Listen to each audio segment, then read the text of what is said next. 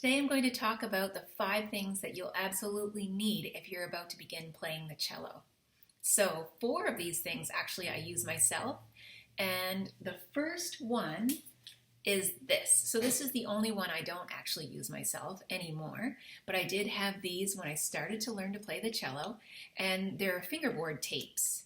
So they're just sticky on the back and just long and thin strips like this, and they go across your fingerboard and basically to mark where your fingers go. So until it becomes second nature to put your left hand fingers up on that fingerboard, this is a guide to tell you where they should go. And of course your teacher can help you with putting these on, or there are some resources online where you can figure it out by yourself. But this is really important for beginners.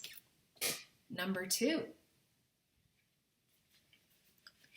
This is my end pin anchor, and it anchors the end pin in place so it doesn't slide anywhere. This end is for the end pin, and the other end is attached to the chair leg. The leg goes right through this loop.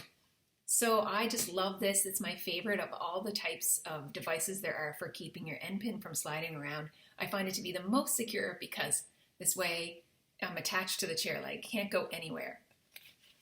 And this one is a really fun one that I've had since I was a kid. My dad actually made it for me. You can see an old shoelace on this end and the holes he drilled for my very dull end pin at the time. So there's no way I would have been able to stick it in the wood. Well, you can see I tried, but the holes held my end pin in place. So you could always make one of those or have someone make one for you.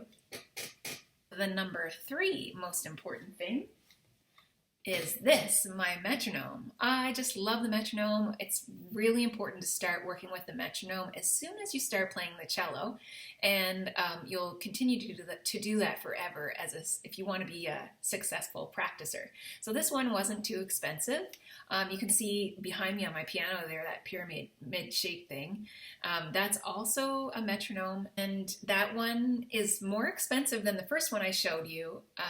And it's great. You just wind it up. It doesn't take a battery or anything like that, but it needs a level surface. So it doesn't work so well in this old house where I live because the surfaces aren't quite even, and so it doesn't do its pendulum thing quite evenly, and that's no good. You can also use your smartphone to use a metronome.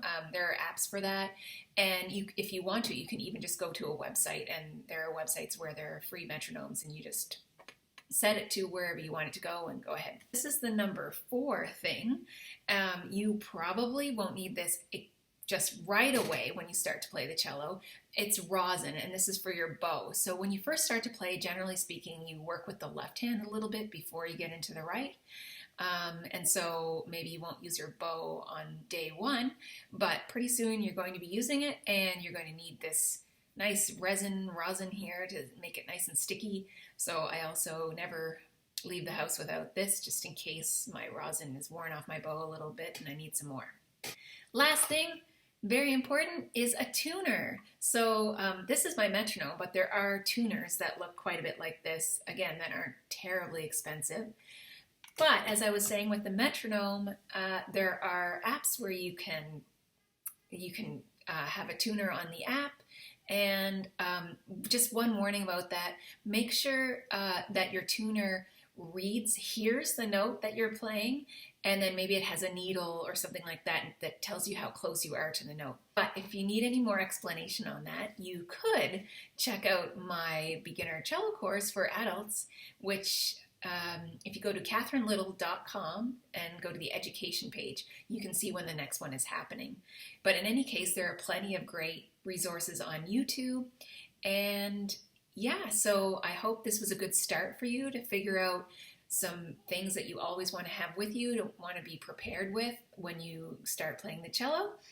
And if you're looking for more resources, I'll leave some links down below. And thanks for joining me.